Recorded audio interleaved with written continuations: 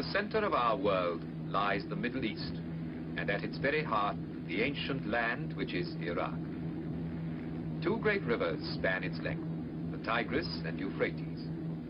In the plain, made rich and fertile by their waters, the earliest civilizations known to man were born. Out of this ancient heritage, the citizens of one of the world's youngest nations are building a new life and a modern state.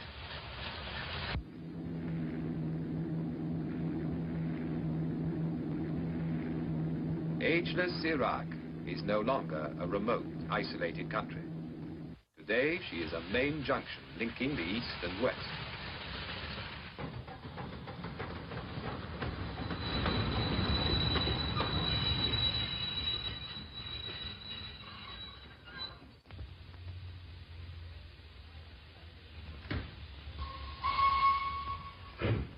Her capital is Baghdad, a name that conjures up all the romance of Harun al-Rashid and the Arabian Nights of 1,000 years ago, when this was the fabulous capital of the Islamic world.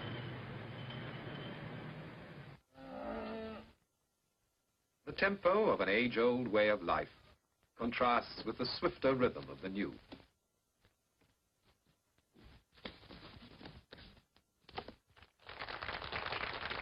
The 20th century has come to Baghdad, with steel and concrete, with shining cars and wide streets.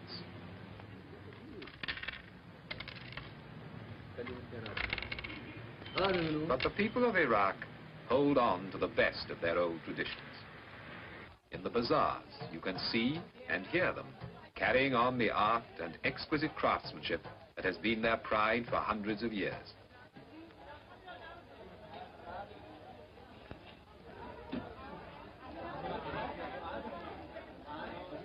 2,000 years before Christ, the world's first code of justice was laid down in the halls of Babylon. Today, in Baghdad, a modern police force upholds the laws of a sovereign state.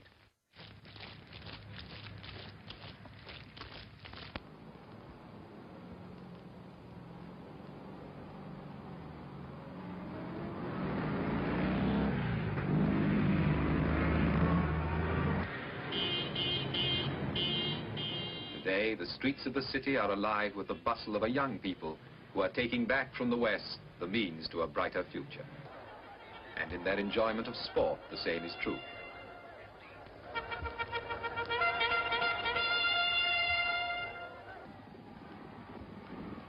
From 3 Arab stallions brought to England over 200 years ago, every thoroughbred has been sired.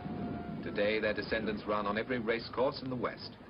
And now, in the 20th century, the sport of kings has come into its own in Baghdad, and how the people love it.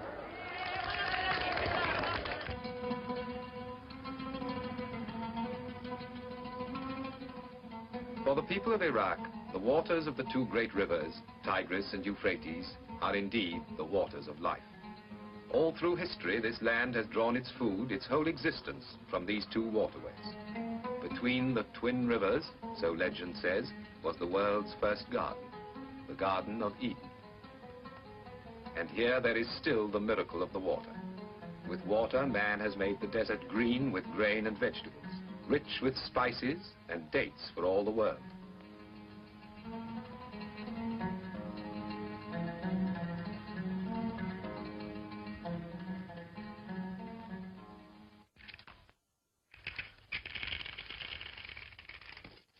Without the water of the two great rivers, and without the skill that makes them serve the land, much of Iraq would be a desert.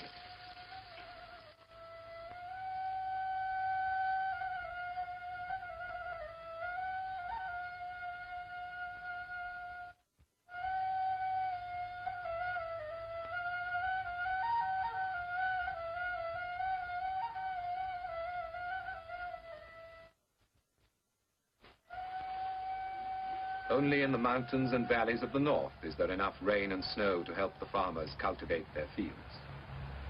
Here, the life of the Kurdish tribes, farmers and hunters all, still follows an age-old pattern set by the sun and the changing seasons. When you visit one of their villages, you begin to remember Jacob and his flocks, and Rebecca at the well.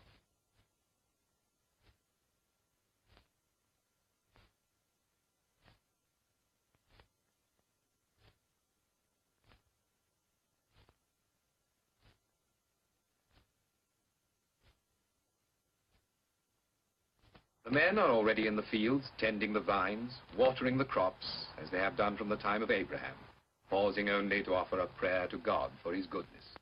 Allahu Akbar, Allahu Akbar. أشهد أن لا إله إلا الله. أشهد أن لا إله إلا الله. أشهد أن محمدا رسول الله. أشهد أن محمدا رسول الله. حي على الصلاة.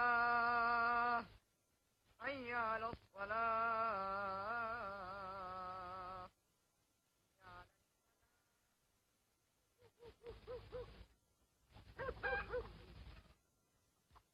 In Iraq, as in every land, the housewife's work is never done. For their husbands, the day's work over, there is time to sip a glass of tea and talk of what the future holds in store for them and their children.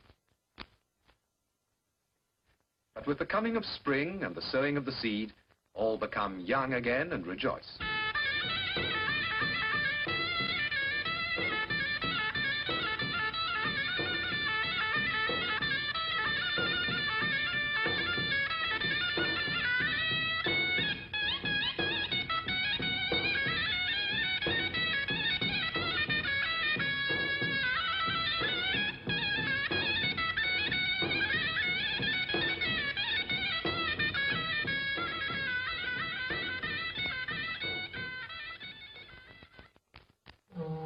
From the cool mountains of the north, where the waters rise, down across the central plains to the burning heat of the Persian Gulf, where the twin rivers join in the Shatt al-Arab. Here lies the great port of Basra, at the crossroads of the world's trade. For generations, seafaring men have made this their port of call, and the fables of Sinbad the Sailor were based on the stories they told.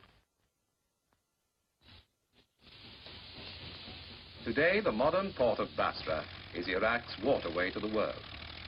Ships laden with the goods of the new age sail out from the Persian Gulf to the Indian Ocean and the Far Orient. And the skies over Basra are thronged with the traffic of the air.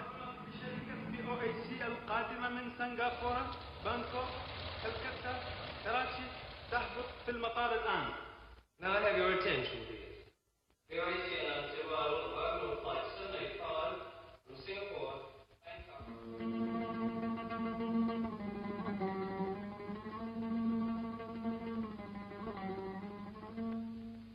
And yet, within a few minutes flying time of Basra is a strangely different world. You're back in another age. Here, amid lakes and marshes, water has created a way of life all its own.